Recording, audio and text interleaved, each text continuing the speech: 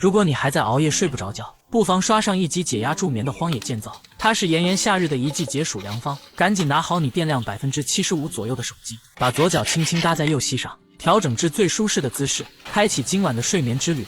四海為家的王德發，一心只想有個家。這天又到叢林瞎溜達，一棵參天大樹攔住他，探着腦袋往裡瞅。樹心竟天然形成一個寬敞的空腔，它的建造基因立馬開始躁動不安。經過簡單的勘察之後，立即確定了改造方案。要想住得舒坦，還得先將周邊綠化稍加整改。只見他掏出砍刀，3下5除2，便清理出一片開闊地帶。接着拿出鋸子，將洞口的樹根給一一鋸斷，洞口頓時顯得更加規整寬敞。隨着德發繼續將裡面的碎木殘枝清理乾淨，整個樹洞逐漸顯露出原始的輪廓。為了能得到更加寬敞的空間，還需要對內部結構進行擴展。德發掄起十字镐便開始挖掘，一鋤一镐間碎木紛飛，塵土飛揚。原住民也跳出來舉手表示抗議，但在絕對的力量面前無異於螳臂擋車。隨着泥土一點點的往外轉移，可以看到樹洞內部已經顯得格外的寬敞。身高1.88米的德發完全站立也绰綽有餘。就是這塊巨石比較礙事，只見他用十字镐用力撬了撬，巨石竟然紋絲不動。於是他臨時制作了一個撬棍，插入石縫中用力一壓，巨石便轟然倒下。然而怎麼把它給搬走，成了擺在德發面前的新難題。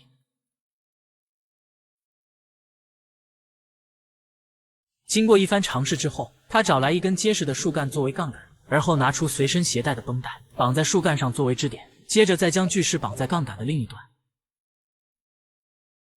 隨着德發整個人壓上去，巨石終於緩緩地被抬離了地面。他用藤蔓先把槓桿綁在樹上固定好，然後再拿來樹幹插入石頭下方作為軌道，上面再鋪設上幾根原木，這樣就可以輕鬆地將巨石一點點挪到洞外。不得不說，德發這套騷操作簡直就是野外工程力學應用的教科書。送走巨石之後，德發拿出工兵鏟將地面進一步平整夯實。為了方便後續的施工，還需要一個趁手的容器。只見德發在山澗找到一棵枯死的大樹，從中鋸下一截樹幹，之後再用凿子把木樁的中间給掏空。就這樣一個簡易卻實用的木質容器便制作完成。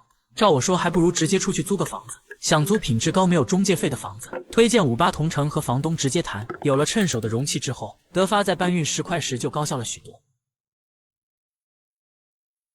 接着又裝了滿滿一筐的黃土，加入生命源泉之後攪拌均匀，就得到了42號野生水泥。由於之前已經將壁爐的區域準備好，現在只需抹上粘土便可以開始壘砌。雖然工具簡陋，但德發的動作卻異常嫻熟。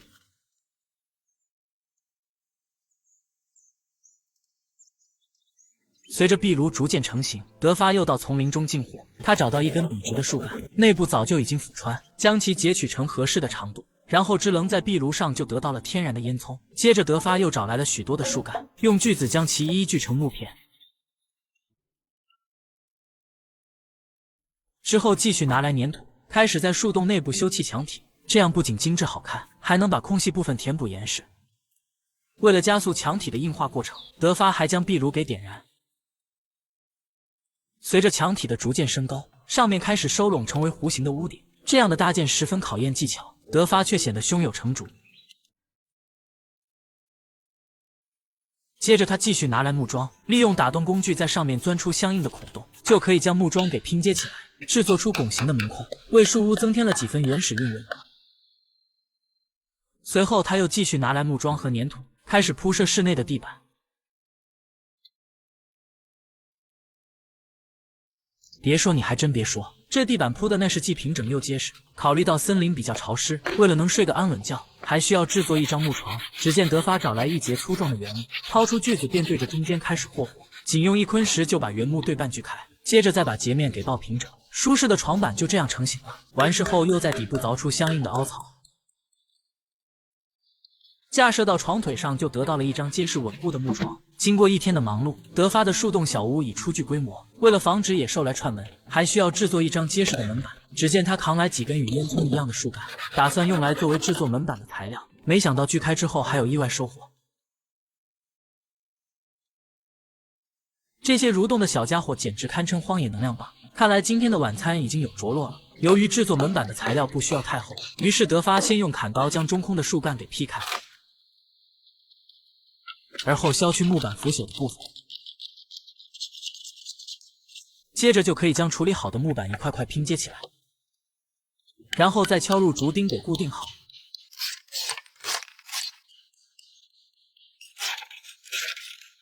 为了使门板更加結實耐用，上面還要安裝斜角加固。完事後就可以根據門洞的弧度，將門板裁剪成合適的形狀。緊接着，德發再通過自制的荷葉，將門板穩妥地安裝在門洞之上。荷葉轉動間，門板嚴絲合縫，透出一股原始而扎實的美感。就這技術，魯班來了都得點頭稱讚。為了提升樹屋的逼格，庭院也要來點精緻活。只見德發繼續將原木加工成木樁，而後就可以拿來粘土，沿着院子邊緣修砌圍牆。雖然圍牆不高，卻能恰到好處地勾勒出空間感。為了防止下雨時會變得泥濘，黃泥地面還需要進行鋪設。只見德發又從免費建材市場淘了一些竹子，而後便可以根據地形將裁切好的竹子給鋪設上去。為了防止竹子產生位移，每一根竹子都用釘子給固定在地面上，就這樣地面鋪設的平整而緊湊，踩上去還帶有竹子特有的柔韌感。經過一天的忙活，肚子也咕咕叫了起來。於是德發便走進叢林打野，只見他眼睛一亮，立馬蹲下身子，小心翼翼地挖了起來。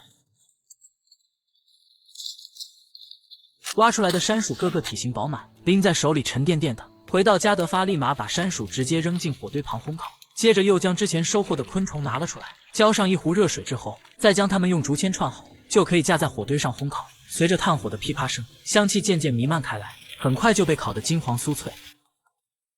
德發忍不住咬上一口，外焦裡嫩，一口爆汁，身體上的疲憊瞬間被這美味驅散。炫完蛋白質，再來上一口熱乎乎的烤山薯，暖意從胃裡蔓延至全身。夜幕逐漸降臨，火光搖曳出斑駁的影子。吃飽喝足之後，德發便躺在床上安詳地睡了過去。